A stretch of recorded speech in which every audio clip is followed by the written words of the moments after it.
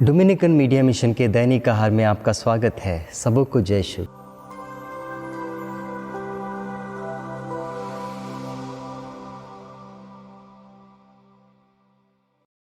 मेरे मित्रों, क्या आप जानते हैं कि पाप आपके जीवन में गंभीर रूप से क्षति पहुंचाता है। पाप आपको ऐसे मोड़ पर लाकर छोड़ता है जहां पर ऐसी स्थिति पैदा हो जाती है कि आपको खुद को एहसास नहीं होता, पता नहीं चलता कि आप पाप कर रहे हैं। और इसी को कहते हैं पाप का बोध होना, और इसी को कहते हैं पाप का एहसास होना, और अंग्रेज़ी में हम कहते हैं द सेंस ऑफ सिन। वह इंसान जिसके जीवन में सेंस ऑफ सिन नहीं रहता, वह जानता ही नहीं कि वह पाप कर रहा है। एक छोटा सा उदाहरण मैं आपके सामने प्रस्तुत करना चाहता हूँ। मैंने झूठ कहा और इसीलिए मेरे दिल में दुख है और मुझे बुरा लगा। उसके बाद फिर से मैंने झूठ कहा और उसका भी बुरा मुझे लगा। लेकिन जब तीसरी बार मैंने झूठ कहा तो मेरे दिल में जो बुराई लग रही थी वो थोड़ी कम हो गई। चौथी बार, पांचवी बार, छठवीं बार मैंने झूठ कहना शुरू किया मेरे दोस्तों, तो जो बुराई मुझे लग रही थी वो भी गायब हो गई। और बिल्कुल यही बात होती है उसके जीवन में जिसके जीवन में पाप का आभास होना बंद हो जाता है या पाप का एहसास होना बंद हो जाता है। वह पाप में डूब भी जाए तो उसे पता नहीं चलता कि वह पाप कर रहा है। इसका सबसे उत्तम उदाहरण आज के सुसमाचार में है। मत्ती का सुसमाचार अध्याय 21 पद संख्या 28 से 32 तक।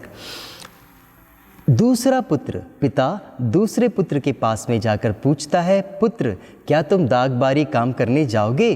पुत्र कहता है, जी हाँ पिता, मैं जाऊंगा। लेकिन क्या वो जाता है? बिल्कुल भी नहीं। लेकिन यहाँ देखने लायक और सोचने लायक बात यह है कि पिता इस पुत्र के पास बड़ी उम्मीद के साथ आता है। उम्मीद टूटने के बावजूद भी क्या उस पुत्र को बुरा लगा?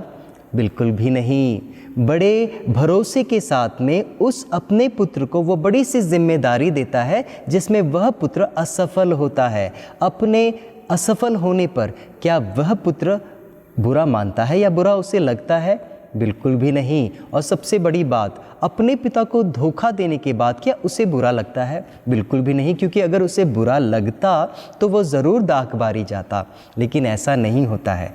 मेरे मित्रों, हमारे जीवन में भी बिल्कुल यही बात है। जब मेरे जीवन में पाप का आभास होना बंद हो जाता है तो मुझे एहसास भी नहीं होता कि मैं पाप कर रहा हूँ। मुझे पता भी नहीं चलता कि मैं पाप कर रहा हूँ, और मैं पाप के बाद पाप, पाप के बाद पाप करते जाता हूँ, उसमें डूबते जाता हूँ।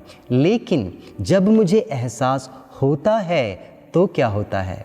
मुझे अपनी गलती के द्वारा पश्चाताप करने का मौका मिलता है, और उसी पश्चाताप के द्वारा मैं अपनी गलतियों को सुधार लेता हूँ।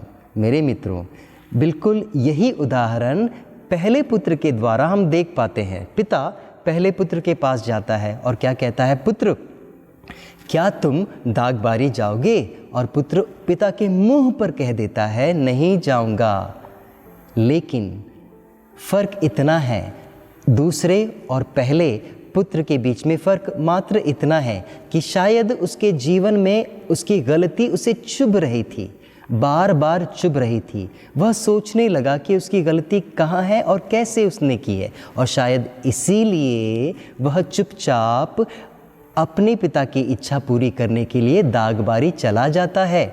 देखिए कितना बड़ा अंतर है। और इसीलिए ऐसा करने के लिए हमें एहसास होना बेहद ज़रूरी है। एहसास के साथ ही पश्चाताप आता है, और पश्चाताप के साथ ही हमें अपनी गलतियों को सुधारने का मौका भी मिलता जो पहले पुत्र ने किया है। मेरे मित्रों, हमारे जीवन में भी बिल्कुल ऐसी ही बात होती है। ईश्वर सचमुच चाहता है कि हमें अपने पाप का एहसास हो, हमें अपने पाप का बोध हो, और उसके साथ हम पश्चाताप करते हुए पिता की इच्छा पूरी करते रहें, अपनी गलतियों को सुधारते रहें। भले ही हम देर से पिता के पास पहुँचे, पिता उसे बुरा नहीं मानेगा, बल्कि हमारा स्वागत दिल से करेगा। आमीन। सबों को जय शु।